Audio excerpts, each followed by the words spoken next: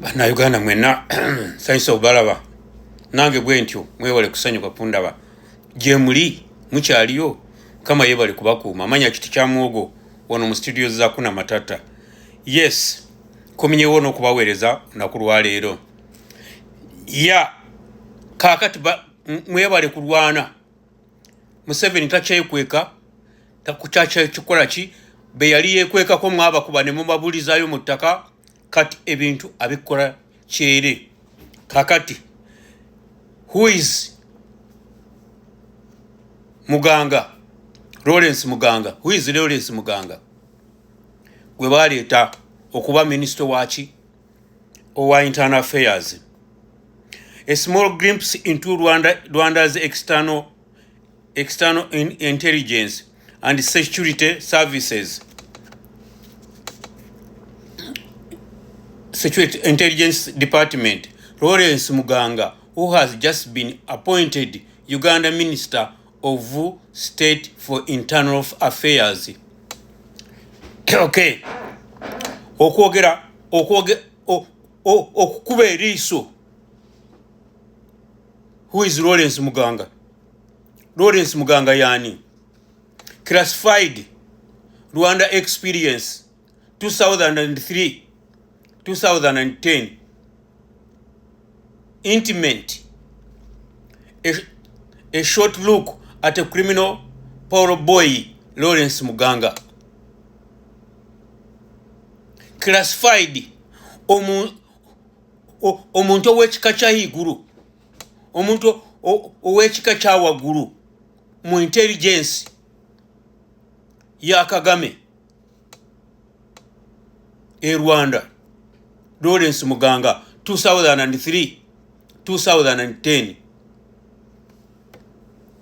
2003-2005 ngali muki Internal Auditor Rwanda Revenue Authority. Oye Lawrence Muganga. Aha. Kakati 2007-2010 Program Coordinator Public Sector Capacity Building Secretariat PSCBS Kigali. The role was described as supporting multi-sector capacity building programs, an engine to sustain capacity in Rwanda. Yali coordinator mu capacity building okuzimba Rwanda okuva 2007 mpaka 2010. Ulirate senior fellow and coordinator of strategy competitiveness Rwanda Institute of Administration and Management 2010. He was involved in institutional reform and capacity enhancement. In 2021, David Himbara, a critic of criminal Paul Kagame, noted, my relationship with Lawrence Muganga began in early 2000 when I worked for the government of Rwanda. Then a young man, Lawrence Muganga, approached me and demanded me that I mentor him. Not only did I agree to do so, I was soon his chairman. Muganga worked for the World Bank funded Human and Institutional Development Agency, HIDA, and I was its chairman. But after I realized that General Paul Kagame and his regime were rotten to the core, I fled to South Africa in January 2010.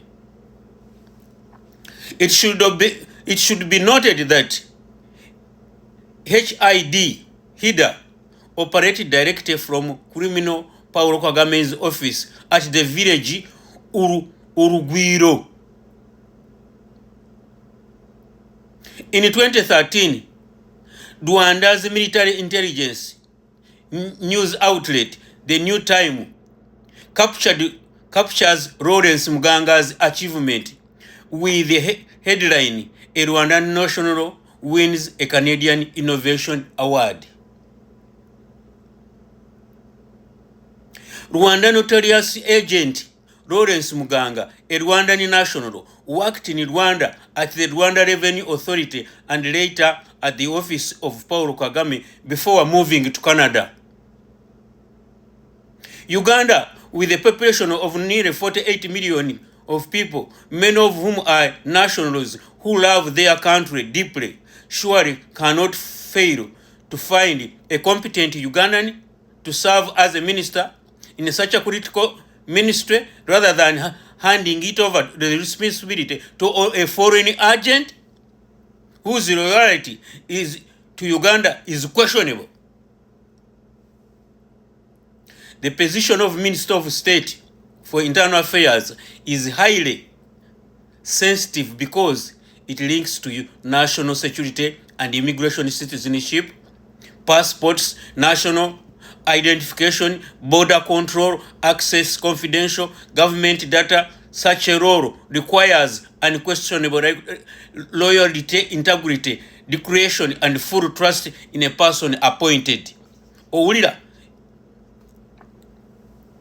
criminal Paul Kagame is a magician and a master of state infiltration.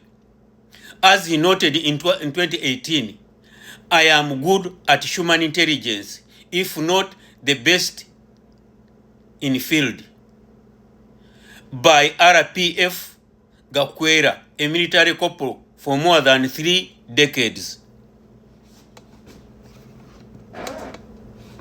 Muwulidde Muganga emirimu gye yakoleranga Rwanda. Muwulire Muganga intelligence gye yalimu ng'akolera Paul Kagame.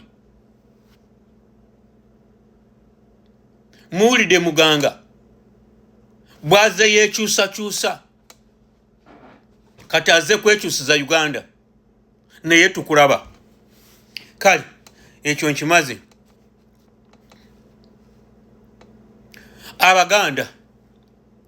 Abaganda mukimanye mwe muliko political power okukyusa ensi Uganda. Era Uganda ezeekyuko olw'okuba mmwe.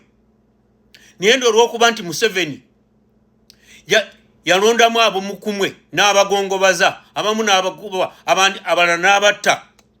Naye mukimanye nti namwe abasigaddeyo mukyasobola okuzuukuka mugobe Museveni. So Abaganda mumanye nti bwe muba temuzuukuse abalala bonna bajja kulemererwa. Era emirundi egisinze bazze babeesinga kumwe okununula Uganda. Era olaba ne Museveni yeekwata kumwe okwefunira obuyinza. So mu Abaganda ekintu kibali mu ngalo ekyokulwanira Uganda nga naffe tubakwatirako wadde nga ffenna obuvunaanyizibwa tubulina. Naye mmwe mutwe ogw'okukola ku kintu kino. Mmwe abantu ate mbuuza mmwe ababanja Nuupu abasibe. Nuupu ye yabasiba. Gabalemye kubuuza Museveni eyasiba abantu. Ate mubanja Nuupu oba abakulembeze ba Nuupu baweeyo ki ewa Museveni? Baweeyo ki mu basibe? Geemu gye muzannya manye nti bangi bagizannye. Ate tujja kubakuba tubabulizeeyo mu ttaka. Ate ensi bw'enaamala okubakyawa Museveni ajja kubatta nga tewali abakaabira nako. Eyo no warning mbawooninga. Mmwe mwenna abali mu kakundi ak'okugamba mulumba ekitebe. Museveni abakozesa. Ensi ebakyawe ate tujja kubakuba mmwe tubabulize mu ttaka. Kakati ensi bw'eneemala okubakyawa, you are the next. Bajja kuba eliminatinga. Nze mbabulire mugira mukyasinika bino ku internet.